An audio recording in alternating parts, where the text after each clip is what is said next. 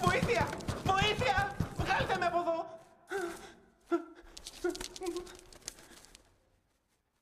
Λίντα! Μήπως πρέπει να... Όχι, όχι. Άφησέ τους.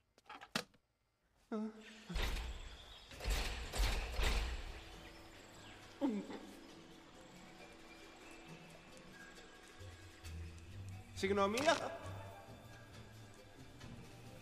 Παρακαλώ. Έρχομαι ειρηνικά.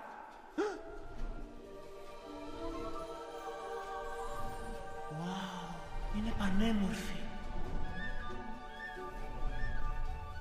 Μα τι ήταν αυτά που έλεγαν, είναι σαν άγγελος. Ένας άγγελος που έρχεται πολύ κοντά. Και με βόσε! Και στα φασεντάκι! Και? Μου πατάς στο λαιμό. Α, είσαι Αμερικάνος. Ευχαριστώ. Χρειαζόμουν το λαιμό μου για να μιλήσω. Μου μοιάζεις πολύ. Γεια. Γεια, με λένε Μπλου. Σαν το τυρί. Αυτό με τη μούχλα που μυρίζει άσχημα. Τι βλάκας. Βλάκας. Ωραία, έλα. Δεν έχουμε πολύ χρόνο. Περίμενε.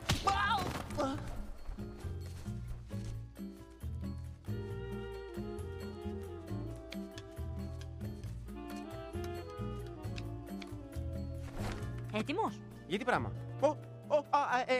Εντάξει. Αυτοπεποίθηση. Τρελό ερωτογέρακο. Εντάξει. Τι κάνεις? Αυτό που ήθελες.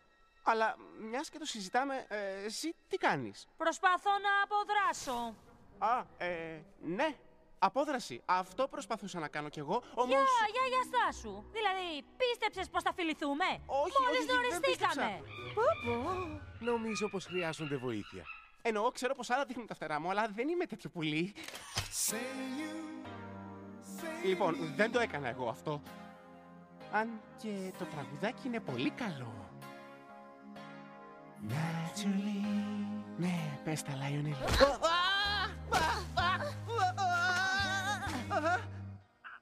Wow, τόσο γρήγορα. Λάιονελ Ρίτσι, πάντα πετυχαίνει. Μάλλον πρέπει να τους αφήσουμε μόνους.